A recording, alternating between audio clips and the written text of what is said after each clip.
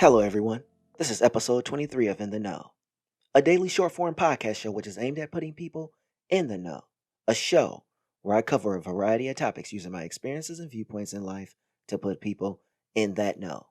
What is the know? It's the understanding that seems to be hard for people to grasp, which can make their lives a lot simpler. The following is yet another intro speech into the topic of today. And that introduction speech is how to maintain your A grade in school. See, as a student in school growing up, I always was losing sight of my grades. My GPA would fall, then I would have to work to bring it back up at the end of the quarter as well as the semester. But there are ways to maintain your grades if you have the A, because we all start with the A, and we all do have to do things to maintain that A. The only thing about maintaining your grade is the extra work put into the course. And here's when I start to fall off within the courses that I took. Only a few people can hold that A in the course. I would lose the grade, yet bring it to a B or B plus grade. Sometimes I would be able to bring it up to an A minus for certain courses. I've been known to lose the grade and drop to a C, which is not good at all, and it can negatively affect your GPA. So here are ways to maintain. Let's look, for instance, at different courses, starting with math. When you start this course, you have to be very cognizant of the class instructions. You have to be in the moment because once you leave the class, you're going to have to really hone in on your skills because this is a class where not focusing will put you quickly behind. It's like learning a foreign language. You will get the hang of it, miss a few days, be where you first started. It's a repetition type of course where you have to work it over and over again.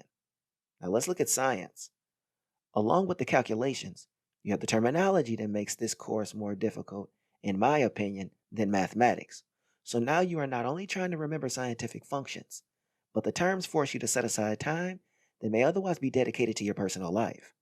Now, as for me, I was always a good math and science student, and holding on to the A, maybe a B plus was a grade I held on to for this particular course. I can't understand why this course was easier for me, but it just was. Yet with age, this course became less interesting. My mind made sense of other courses that replaced this course. Like, for instance, we have social studies. In this course, my understanding of people became a lot more apparent. Why does one mind comprehend certain things that others don't? And how do you understand something at one age that you don't understand at another age? I can't put it into words, but studies that revolve around people and other aspects of society is less difficult now.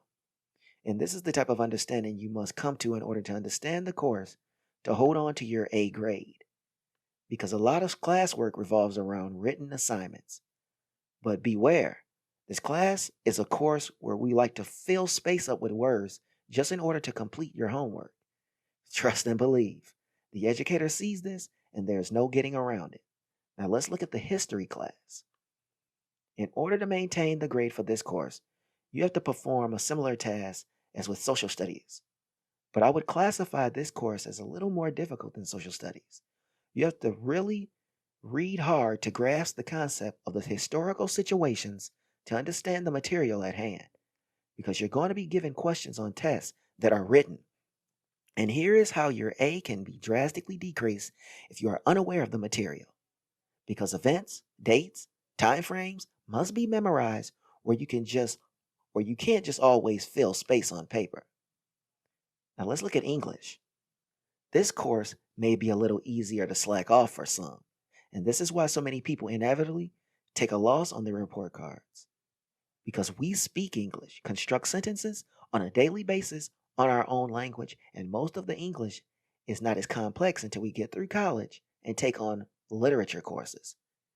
And by not paying attention growing up, we don't have a firm grasp on the language as we thought we did.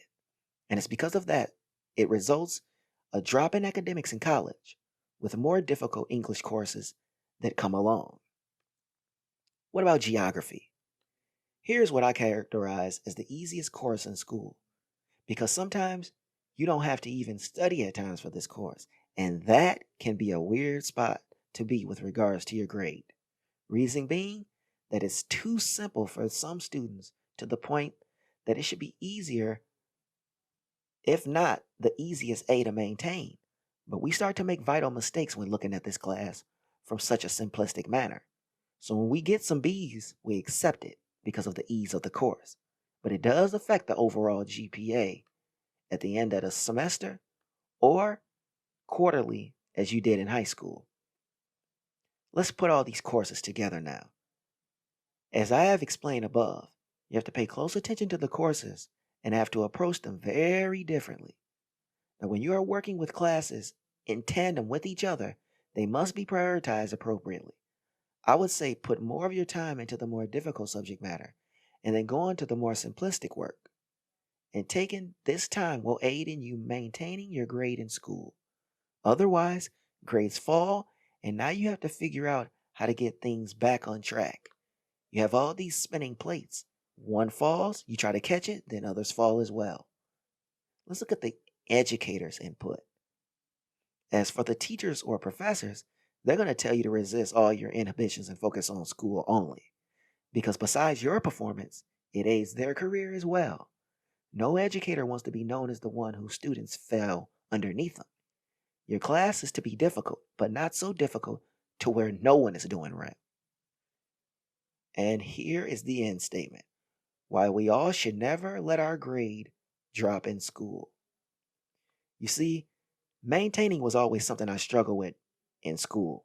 Even once I got through undergraduate school and graduate school, I still couldn't hold on to that A in the course. I envy those who could do so.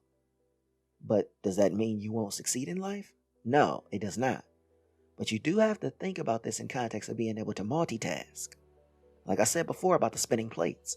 One falls, and you try to catch immediately. Then the others fall. But you have to train your mind to spin plates and reposition that falling plate as the other ones are spinning. Easier said than done, but you have an entire lifetime to figure your life out. The grade is just a small aspect of the entire life at hand. So, thank you for listening to In the Know, and I can't wait to bring the next episode where we talk about how to pick a college.